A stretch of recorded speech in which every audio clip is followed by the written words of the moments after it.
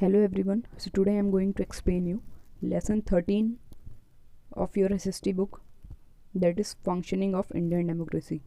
तो इस वीडियो में हम लोग इस लेसन के जितने भी आंसर्स हैं सब के बारे में समझेंगे. So first question, right qualification of A member of house of people. मतलब कोई भी अगर नेता बनना चाहेगा, ओके, हाउस ऑफ पीपल यानी लोकसभा का अगर किसी को नेता बनना है तो उसके पास क्या क्या क्वालिफिकेशन होनी चाहिए. तो इसका फर्स्ट है point, should be citizen of India, मतलब भारत का नागरिक हो. Second is should be 25 years और मोर, तो 25 ईयर्स तक का कम से कम होना ही चाहिए. थर्ड का मतलब है कि वो कोई सरकारी नौकरी में नहीं होना चाहिए, भले केंद्र सरकार या राज्य सरकार. फोर्थ ये है कि उसे कोई भी पागल या दिवालिया घोषित नहीं करे. यहाँ पे कोर्ट के बारे में बात की जा रही है कि कोई भी कोर्ट उसे पागल या दिवालिया घोषित नहीं किए. और फिफ्थ पॉइंट है इसका कि वो इलेक्शन लड़ने के लिए डिसक्वालीफाइड ना हुआ हो, मतलब ऐसा कोई काम नहीं किया हो जिसकी वजह से उसे इलेक्शन में रोका जा सके. सो ये था आपका first answer. Now second answer, describe functions of district panchayat. तो डिस्ट्रिक्ट पंचायत के क्या क्या फंक्शन है, तो इसमें हम लोग फर्स्ट देख लेते हैं. डिस्ट्रिक्ट पंचायत का क्या काम है. सबसे पहला ये है कि जितने भी उसके छोटे छोटे पंचायत हैं, जनपद पंचायत और विलेज पंचायत, तो उनके बीच में कोऑर्डिनेशन रहे और वो उनको गाइड करे, मतलब सब आपस में सामंजस्य बिठाएं. ये किसका काम है, डिस्ट्रिक्ट पंचायत का. सेकंड है कि जो भी स्कीम्स आती है, मतलब जो भी योजनाएं जनपद पंचायत में आती है उन सबको कोऑर्डिनेट करे, मतलब उनके साथ मिलजुल के काम करे.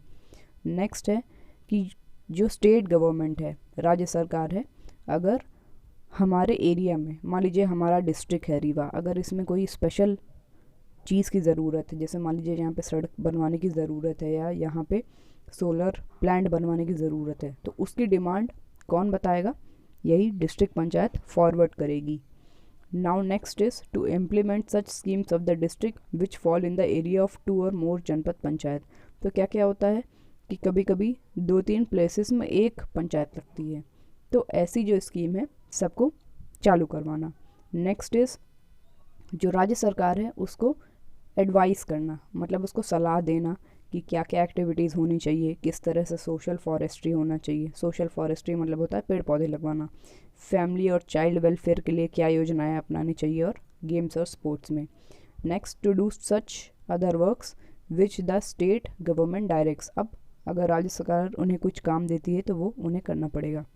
Now next is right functions of prime minister. तो प्राइम मिनिस्टर के फंक्शंस हम लोग देख लेते हैं. He makes and reshuffles the other ministers. तो क्या करते हैं कि मंत्रियों को बनाते हैं, यानी जो पर्सन है उनको मंत्री पद देते हैं या फिर उनको एक्सचेंज कर देते हैं उनके पद से, यानी कि आप बोल सकते हैं कि उन्हें रीअरेंज कर देते हैं. नाउ सेकेंड इज जितने भी मीटिंग्स होती है काउंसिल ऑफ मिनिस्टर की, उसके वो हेड होते हैं, उस पर वो प्रिसाइड करते हैं. थर्ड है कि जितने भी मिनिस्ट्रीज़ है सबका काम वो देखते हैं, और जो भी बिल प्रेजेंट होते हैं हाउस में वो किसके अंडर में होते हैं, प्राइम मिनिस्टर, मतलब उनके नाम से सारी चीज़ें प्रेजेंट की जाती हैं. Now fourth is he is the link between president and the council of minister.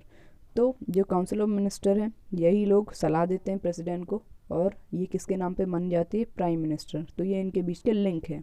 He is the chief adviser to the president. President को क्या काम करवाना है इसके, वो चीफ एडवाइज़र है.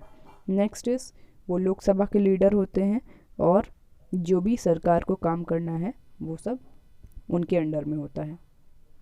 Now next is right functions of the council of states. Council of states के क्या क्या फंक्शन है, तो यहाँ पे हम लोग देख लेते हैं. ओके, काउंसिल ऑफ स्टेट मतलब राज्यसभा के जो मेंबर्स हैं उनके क्या क्या फंक्शन है. फर्स्ट है लेजिस्लेटिव पावर्स. तो उनके पास कौन कौन से लेजिस्लेटिव पावर है. The council of state enjoys the powers of legislation which may vest in the house of people. जो लोकसभा के पास पावर है वही उनके पास भी है.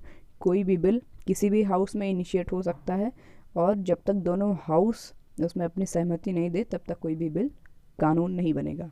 नेक्स्ट इज कोई भी फाइनेंशियल बिल जो है वो केवल हाउस ऑफ कॉमन्स में इनिशिएट होता है. और अगर कोई फाइनेंशियल मैटर्स है तो इसका जो काम है, मतलब अगर कोई भी मनी बिल है, जैसे मान लीजिए कोई योजना बनानी है, तो उस योजना में पैसा लगने हैं, तो ऐसे जो बिल्स हैं वो केवल लोकसभा में जाएंगे, राज्यसभा में उसकी केवल सहमति लगेगी और कुछ नहीं।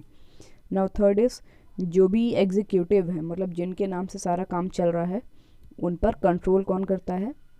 यही members. Now fourth one is like the members of the house of people, तो उनके पास हर वो हक हैं, जैसे वो प्रेसिडेंट और वाइस प्रेसिडेंट के इलेक्शन में पार्टिसिपेट कर सकते हैं, जो कि लोकसभा के मेंबर्स के पास हैं। Now fifth one, right four functions of the governor. Governor का क्या क्या काम है? Functions in respect of the executive. जो एग्जीक्यूटिव होता है, एग्जीक्यूटिव मतलब जिसके नाम पे सारी चीज़ चलती है, तो जो गवर्नर है वो चीफ मिनिस्टर को अपॉइंट करता है, और चीफ मिनिस्टर जो है उनके अंडर में काम करते हैं, मतलब गवर्नर के नाम के अंडर में काम करते हैं। गवर्नर और भी लोगों को अपॉइंट करता है, जैसे advocate general, chairman of public service commission और बाकी सीनियर ऑफिसर्स। नाउ नेक्स्ट, जो गवर्नर होता है वो गवर्नमेंट का एक एसेंशियल पार्ट है, मतलब ज़रूरी हिस्सा है। वो चाहे तो जो मीटिंग्स चल रही हैं स्टेट की, उसको डिज़ोल्व कर सकता है, कभी भी रद्द कर सकता है, और कभी भी चीफ मिनिस्टर के एडवाइस में असेंबली को भी रद्द कर सकता है। और जब भी सेशन स्टार्ट होता है तो सबसे पहले वो जॉइंट मीटिंग लेता है, और जो भी मैसेजेस सेंड करवाने हैं लेजिस्लेचर को, मतलब जो भी उन्हें चीज़ें बतानी है वो बता सकते हैं। नाउ जो गवर्नर है उसकी एसेंट बहुत ज़रूरी है, मतलब उसकी सहमति बहुत ज़रूरी है बिल में। Now third is to promulgate ordinance, तो जब असेंबली सेशन में नहीं होती है तब गवर्नर ही ऑर्डिनेंस को प्रोमलगेट करता है, मतलब जितनी भी योजनाएं आती हैं सब उन्हीं के नाम पे आती हैं, और जो लेजिस्लेटिव असेंबली है उसे 6 महीने के अंदर तक अपनी सहमति देनी पड़ती है। नाउ नेक्स्ट इज़ जो फाइनेंशियल पावर्स है, गवर्नर जो है वो स्टेट बजट को रिप्रेजेंट करवाते हैं, मतलब आप बोल सकते हैं कि उनके लिए सारी चीज़ें रिप्रेजेंट होती है।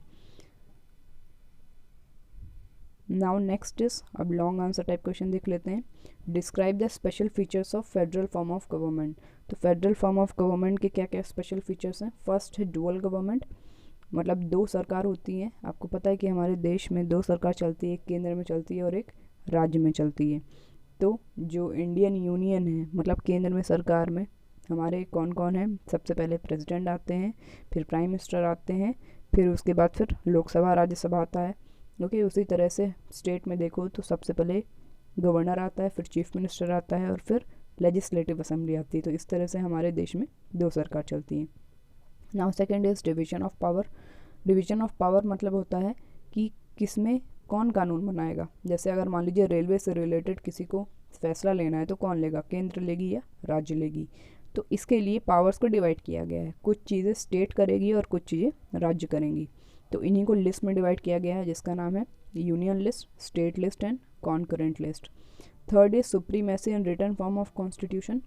तो हमारे देश में कॉन्स्टिट्यूशन सबसे बड़ा है, ना तो प्रेसिडेंट बड़ा है ना तो प्राइम मिनिस्टर बड़ा है, सबसे बड़ा है कॉन्स्टिट्यूशन।